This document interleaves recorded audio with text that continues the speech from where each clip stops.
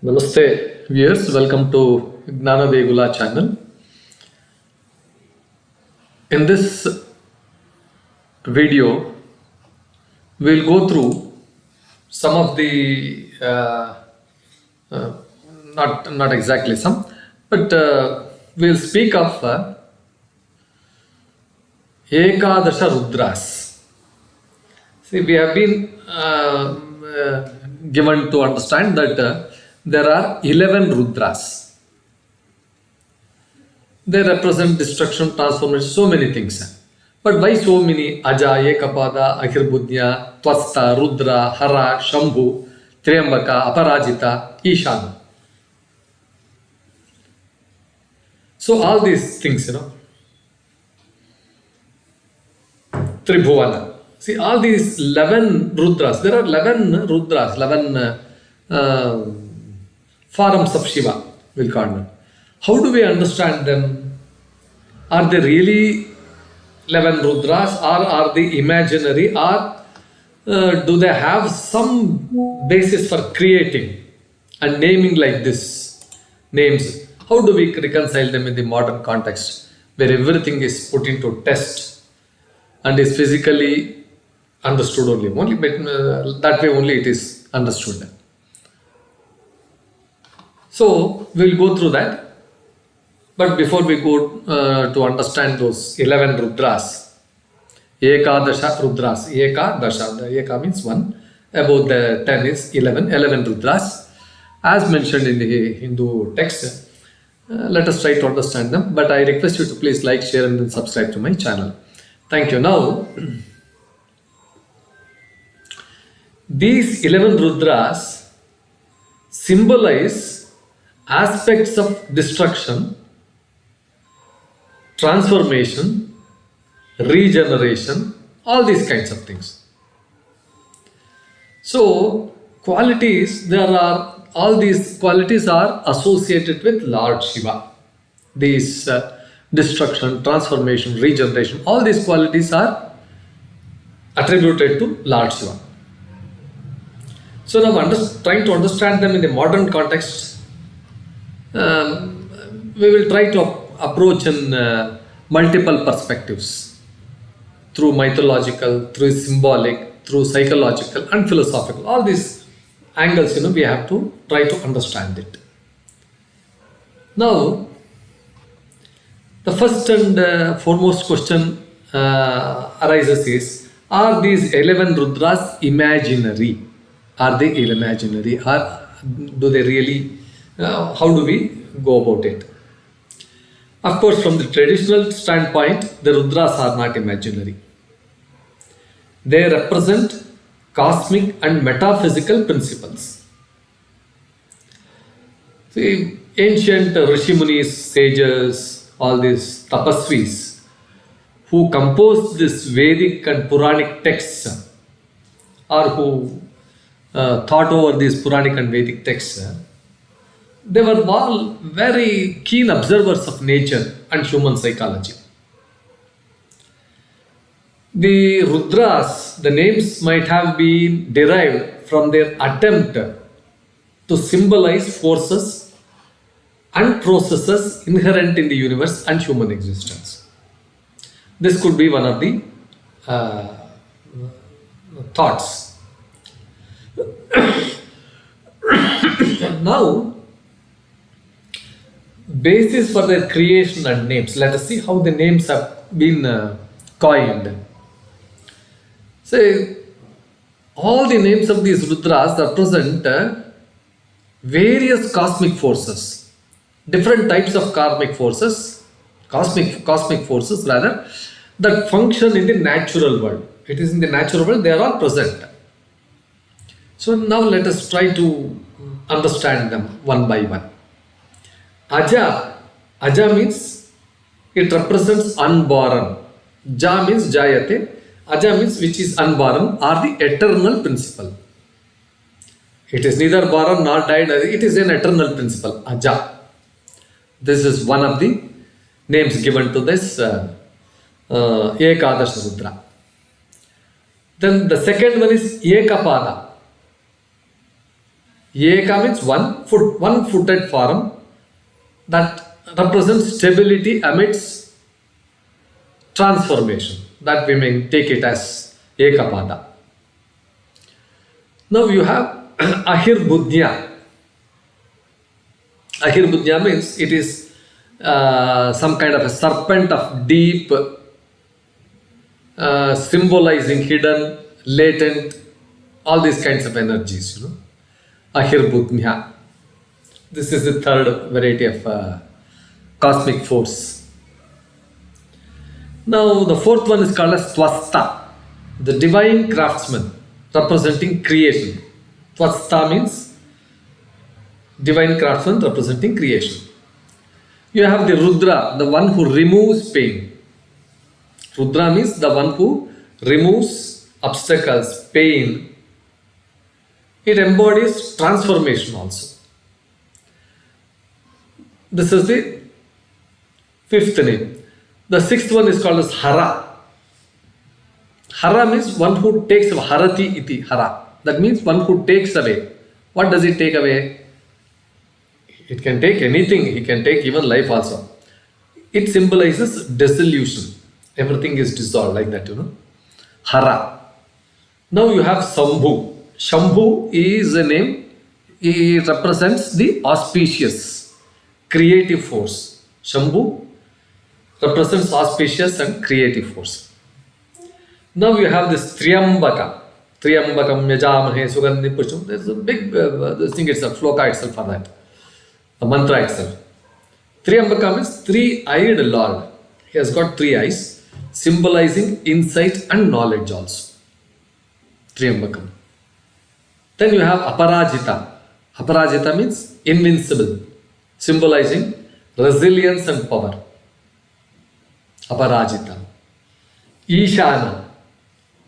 Ishana means the controller, the ruler, the king, symbolizing higher consciousness. Ishana sarva vidyanam, Ishvara sarva bhutanam, Brahmadipati, Brahmanadipati. It goes on, the mantra goes like this. Ishana sarva vidyanam.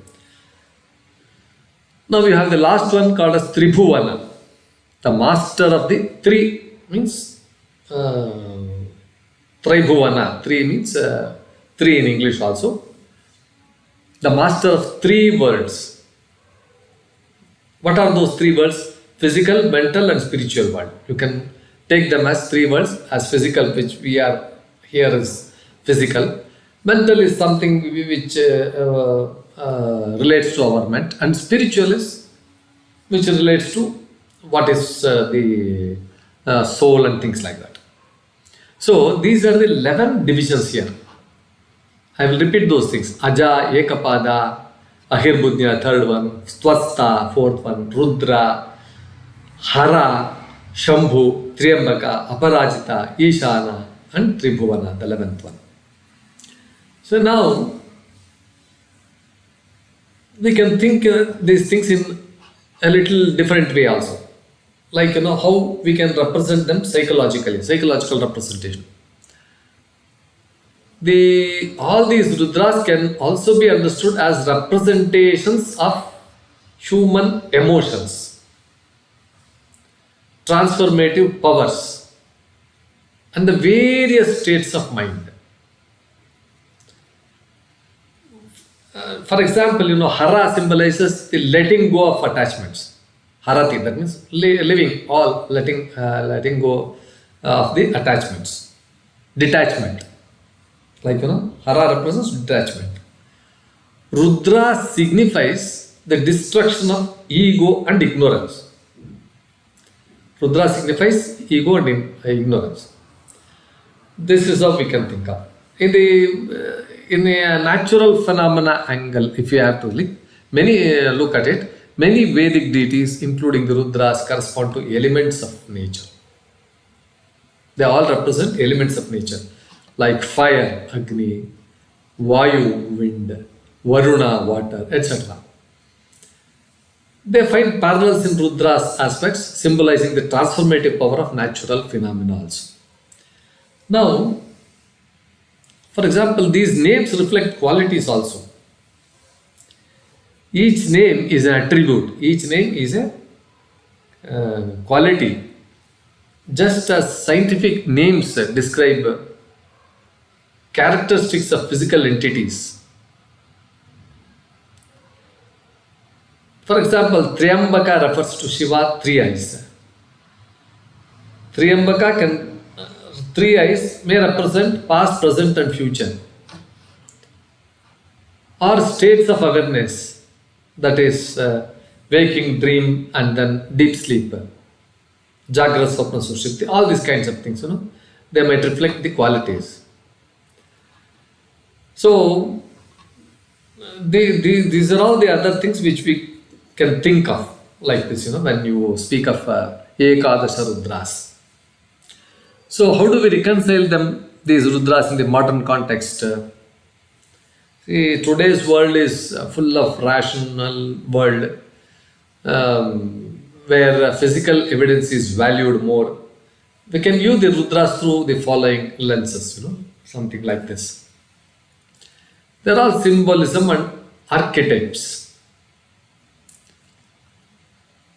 See, now, one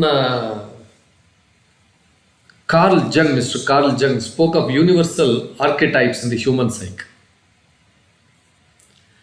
The Rudras also, like other deities, can be understood as archetypes representing transformation, destruction, and renewal. These themes central to human experience.